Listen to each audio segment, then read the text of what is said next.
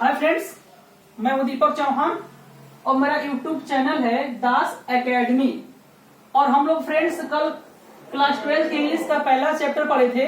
हम लोग लेखक के बारे में देखा कि लेखक संयुक्त राज्य अमेरिका के एक सुप्रीम कोर्ट के जज थे और ये जो चैप्टर है उनके प्रसिद्ध ग्रंथों में से एक है। और हम लोगों ने चैप्टर के थोड़ा सा बारे में भी देखा था। आज हम लोग चैप्टर का पूरा विस्तृत अध्ययन करेंगे, ठीक है। आइए फ्रेंड्स देखते हैं हम लोग। आई हैड लेफ्ट, देखिए लिखा है I had left New Delhi for the Himalayas.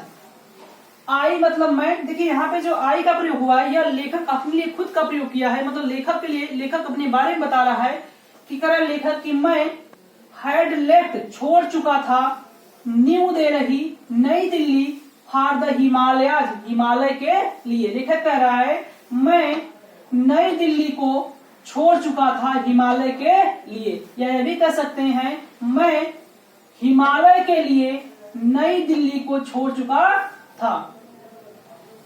I was going, मैं जा रहा था एज फार एज, जैसे बरेली बाई ट्रेन। मतलब यहाँ पे लेखक कहना चाहता है कि मुझे बरेली तक ट्रेन के द्वारा जाना था, मुझे बरेली तक ट्रेन के द्वारा जाना था।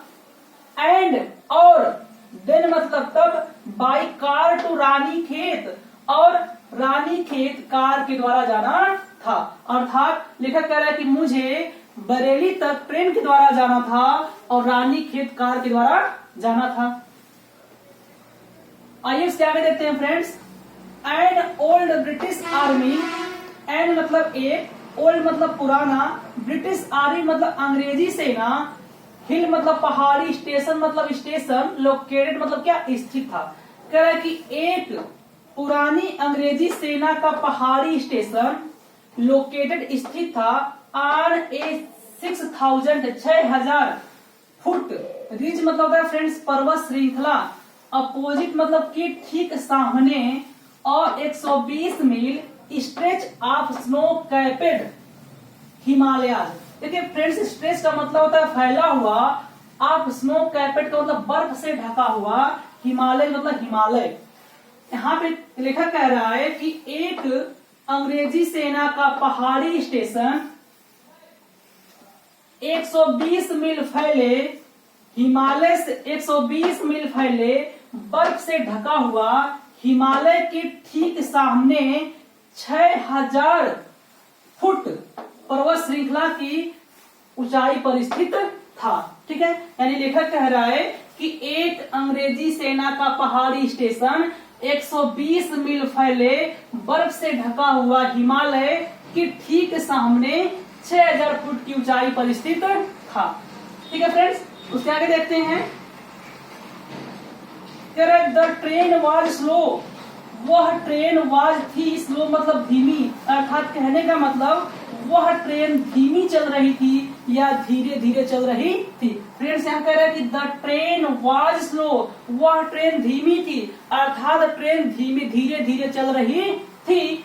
एंड और इट स्टॉप्ड, और वह रुकती थी, at all the way station, station के सभी रास्तों पर, कर अपने मार्ग के सभी स्टेशनों पर, कर इट स्टॉप्ड रुकती थी, at all the way station, कर अपने मार्ग के सभी स्टेशनों पर वह रुकती थी। एट इवेरी स्टॉप, प्रत्येक स्टॉप पर, आई स्वंग ओपन, स्वंग का मतलब जोर देकर, ओपन मतलब खोलना, द डोर मतलब दरवाजा, ऑफ माई कंपार्टमेंट मतलब अपने डिब्बे के। लेखक कह रहा है कि मैं अपने कंपार्टमेंट अपने डिब्बे के दरवाजे को जोर देकर खोलता था। एंड और वॉक्ड टहलता था द प्लेटफॉर्म पर। लेखक कह रहा है कि वह ट्रेन धीरे धीरे चल रही थी और अपने रास्ते की सभी स्टेशनों पर रुकती थी। प्रत्येक स्टेशन पर मैं अपने कंपार्टमेंट के डोर को, दरवाजे को जोर देकर, धक्के देकर खोलता था और प्लेटफॉर्म पर टहलता था, ठीक है फ्रेंड्स। इसके आगे हम लोग कल देखेंगे। Thank you.